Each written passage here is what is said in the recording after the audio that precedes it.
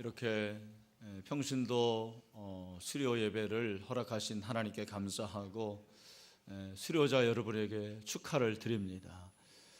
얼마나 수고하고 참 얼마나 애를 썼겠습니까? 저는 모든 예배가 감격스럽지만 특별히 이 평신도 수료 예배는 그 중에서도 감격이 더합니다. 늘 이 예배를 인도할 때마다 저의 마음속에 감동을 주시고 또 보람도 주시고 눈물도 주시는 것을 제가 깨닫게 됩니다. 왜 그런지는 모르겠지만 이상하게 이 예배를 드릴 때는 제 마음도 촉촉해지고 제 눈물도 이렇게 제 눈도 촉촉해지는 것을 이렇게 경험을 하게 됩니다. 오늘 제목이 예수님을 따르는 제자가 되라, 이런 제목입니다. 여러분, 제자가 어떤 사람입니까? 제자가 누굽니까? 제자에 대해서 많은 정의가 있지만 제자는 한마디로 말하면 뭐예요? 따르는 자, 팔로워가 제자라고 할 수가 있습니다. 누구를 따르는 거예요? 예수 그리스도를 따르는 것입니다. 스승이신 예수 그리스도를 따르는 것이 제자입니다. 평신도 훈련을 받는 모든 분들은 그리스도의 제자로서 훈련을 받은 것입니다. 근데 여러분, 보통 제자를 가리켜서 다른 말로 도제, 이런 말을 씁니다. 여러분 들어보셨는지 모르겠는데 이 도제라는 것은 그 의미가 어려서부터 스승에게서 직업에 필요한 지식이나 기능을 배우는 직공이라, 이렇게 정의가 되어 있습니다. 여러분, 제자 훈련을 마쳤다고 해서 여러분들이 엄청나게 큰 변화를 또 엄청나게 놀라운 일을 그렇게 하는 건 아니에요. 하나의 과정입니다. 과정이라는 것이 중요한 거예요. 제자 훈련을 마쳤다고 해서 완전해지는 것도 아니고, 제자 훈련을 마쳤다고 해서 여러분들이 무슨 성자가 되는 것도 아닙니다. 계속해서 배우는 것이 제자입니다.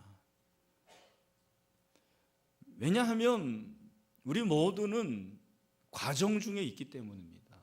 다른 말로 하면 공사 중이라, 이렇게 말할 수가 있습니다. 여러분, 연말이 되면은 구청이나 또 시청에서 공사를 많이 해요. 근데 공사할 때는 항상 팻말을 붙여 놓습니다. 그게 뭐예요? 공사 중. 공사 중입니다. 공사 중이라는 것을 여러 가지 말할 수 있지만, 공사 중이라는 것은 아직도 완성되지 않은 것을 가리키는 것입니다. 예수님의 제자들도 3년 동안 제자 훈련을 받았지만 여전히 공사 중이었어요. 3년 동안 제자 훈련을 받았는데 그 중에 수제자는 스승을 모른다고 부인하고, 그리고 11명 모두 다 자기 길로 도망가고, 그 중에 한 명은 스승을 팔아먹고. 그런 면에서 저는 제자 훈련을 잘 시킨 것 같아요. 왜냐하면 제 제자 중에 저를 부인한 사람이 한 명도 없었습니다. 팔아먹은 사람은 더더군다나 없고. 참, 우리 교회 제자 훈련은 전통이 있는데 뭐냐면 수료를 다 한다는 사실이에요. 수료를 다 시켜주는 건 아닙니다. 숙제도 잘 해오고 결석하는 경우도 거의 없습니다. 정말 오늘 이제 9기까지 하면 제자훈련 수료생이 230명인데 230명 중에 수료 못한 사람이 5손가락에 꼽습니다. 참, 그러고 보면 제가 제자훈련을 잘 시킨 것 같아요. 그 중에 제 아내처럼 이렇게 훌륭한 제자도 나왔습니다. 여러분, 제자는 다시 말씀드리지만 불완전한 사람이에요. 공사 중입니다.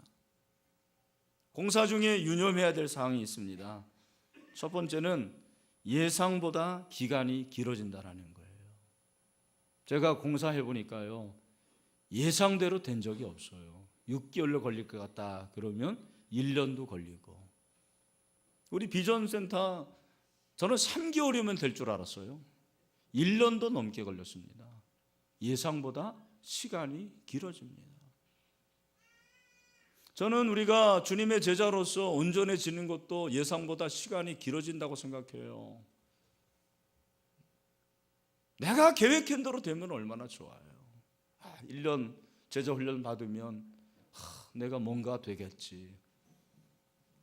물론 되는 것도 있지만 그렇게 단시간 내에 내가 계획한 대로 되는 것이 아니라는 거예요. 예상보다 길어집니다. 공사 중이라는 것은 예산도 초과가 됩니다. 항상 초과돼요. 그래서 내가 시간을 투자했는데 기대에 못 미치는 경우가 많습니다. 내가 그렇게 정성을 다했는데 그만큼 효과가 안 나오는 거예요. 결과가 안 나오는 것입니다. 그래서 참 답답하고 안타까워할 때가 많습니다. 그게 공사 중의 특징이에요. 공사 중에는 지저분해요. 복잡합니다. 아마 훈련을 받으신 분들은 다 알 거예요. 훈련 받는 동안에 얼마나 마음의 갈등이 있습니까? 이거 내가 해 마라 이래가지고 정말 마음이 복잡하고 생각도 복잡하고 이상하게 또 그렇게 복잡한 일이 생겨요. 가정에도 생기고 사업정에도 생기고 사단이 그렇게 만드는 것 같습니다. 지저분한 것을 보게 되고 정리되지 않은 내 자신을 발견을 하게 되는 것입니다. 그리고 공사정에서 중요한 것은 무엇보다도 재다짐을 해야 된다는 거예요. 다시 다짐을 합니다. 처음 공사를 시작했을 때의 그 마음, 그 원래 조감도가 있잖아요. 그 설계도가 있잖아요. 그걸로 돌아가는 거예요. 아마 우리 여기 새가족 반 이후에 양육반, 또 제자훈련 준비반, 제자반, 전도반 다 마찬가지일 거예요. 원래 처음에 마음이 있는데 그 마음이 자꾸 이렇게 사라지는 거예요. 사그러지는 것을 경험을 하게 됩니다. 그러나 여러분의 훈련을 원래 계획하신 분은 사실은 여러분이 아니고요, 저도 아니고요, 예수 그리스도가 여러분의 훈련을 계획하셨습니다. 그분의 계획이에요. 그분의 목표입니다. 그분의 뜻입니다. 내 계획하고 안 맞을 수 있어요. 시간도 어떤 결과도 얼마든지 다를 수가 있는 것입니다. 예수님께서 이러한 제자의 속성을 잘 아시기 때문에 오늘 말씀하신 것이 무엇이냐면 아무든지 나를 따라오려거든. 그 말은 누구든지 제자가 되려면 그런 말이에요. 누구든지 제자가 되기 위해서는 첫 번째는 뭐예요? 자기를 부인해야 된다. 뭐를 해야 된다? 자기를 부인해야 된다. 자기 부인, 여러분 이 세상에 정말 어려운 것이 자기 부인인 것 같아요. 그죠? 어떤 사람은 자기 부인이니까 맞습니다. 내 아내가 제일 어렵습니다. 그렇게 말하는 사람이 있는데 자기 부인이 어렵습니다. 여러분 자기 부인이라는 게 뭐죠? 자기 부인? 굉장히 어려운 말입니다. 이게 내가 나를 부인한다. 그럼 나는 이권희가 아니다? 나는 목사가 아니다? 그게 자기 부인이에요? 아닙니다. 여러분 여기 자기 부인이다라는 이 말의 원래적인 의미가 뭐냐면 이것은 나에 대해서 노하는 거예요. 자기 부인은 뭐라고요? 나에 대해서 노를 하는 거예요. 나에 대해서 노하는 거예요. 무슨 말입니까? 내가 하고 싶은 것에 대해서 노할 줄 알아야 되는 거예요. 내가 원하는 거, 내 욕망, 그것에 대해서 노하는 거예요. 내 감정 노할 수 있어야 돼요.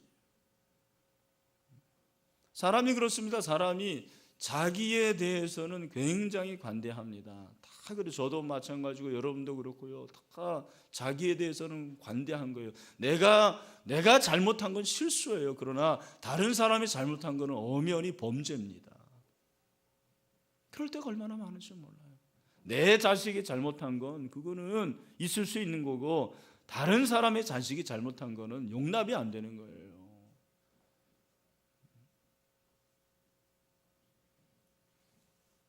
여러분, 자기 부인이라는 게 뭐죠? 자기 부인이라는 것은 나에 대해서는 늘 노하는 거예요.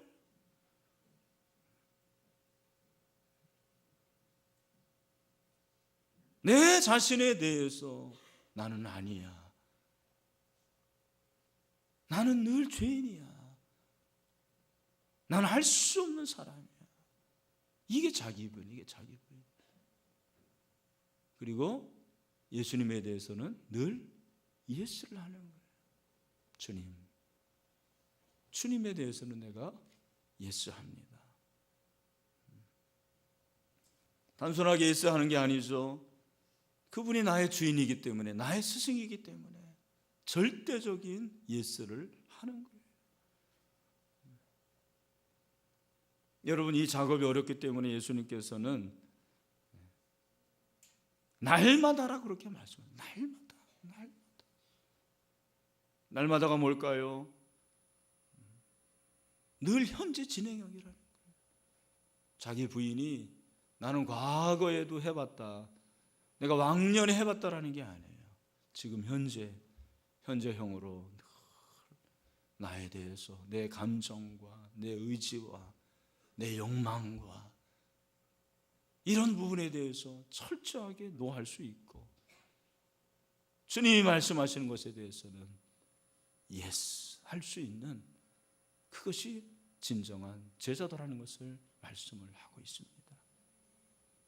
여러분, 오늘 이렇게 훈련받는 귀한 훈련생들, 수료생들 한 분 한 분이 정말 내 스스로에 대해서 노하고 예수님에 대해서 예수할 수 있는 그런 온전한 제자들이 될 수 있게 되기를 주님의 이름으로 축원합니다.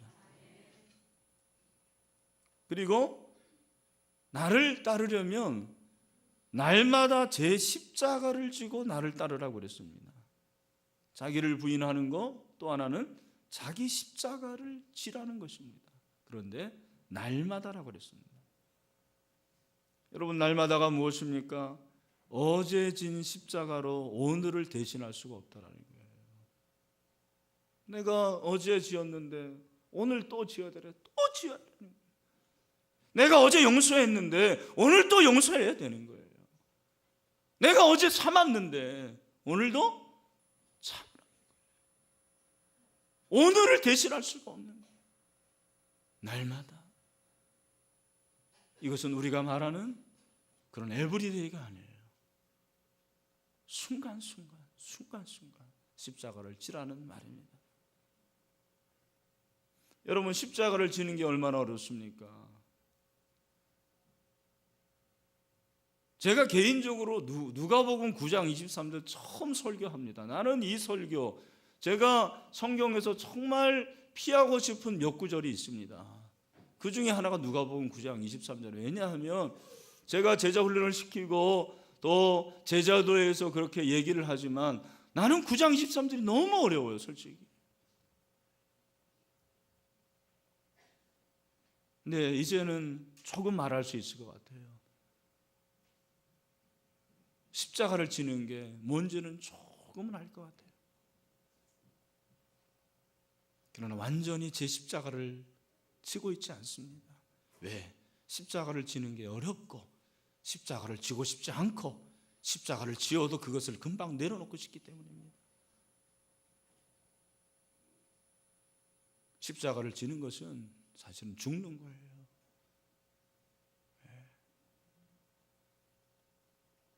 고난주간마다 십자가 지는 사람이 있더라고요. 일본이더라고요. 정말 십자가를 만들어가지고 지더라고요. 물론 그 의미는 알겠어요. 그러나 그렇다고 해서 십자가를 지는 건 아니라고 저는 생각합니다. 십자가를 지내는 것은 무슨 말입니까? 늘 죽으라는 얘기예요. 나는 날마다 죽노라. 그래서 수도원에 들어가는 수도사들이 바로 이런 삶을 살려고 노력한 사람들이에요. 여러분, 수도원에 들어가기 위해서는 반드시 필요한 조건이 있습니다. 그 중에 하나가 뭐냐면 호적에서 자기 이름을 지우고 들어가야 된다고 합니다. 우리 성지에 가본 분들 마테오라 기억나시죠? 그 절벽에, 기암 절벽에 수도원을 세워놓고 거기서 평생 주님과 동행하는 거예요. 그 사람들 멋있어 보이잖아. 굉장히 다 호적에서 자기 이름 지우고 들어간 사람들이에요. 한번 들어가면 못 나오는 거예요. 죽어야지 나오는 거예요.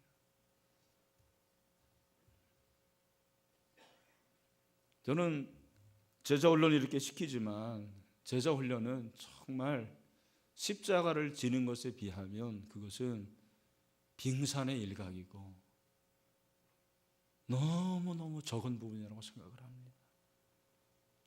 제자 훈련은 내가 죽는 훈련이죠. 남편을 위해서 내가 죽어야 되는 거죠. 아내를 위해서 내가 죽는 거죠. 죽지 않으니까 문제가 있는 거예요. 죽지 않으니까 살아있는 사람들이 만나니까 치고받고 누가 잘났다, 내가 잘났다 말하는 것입니다.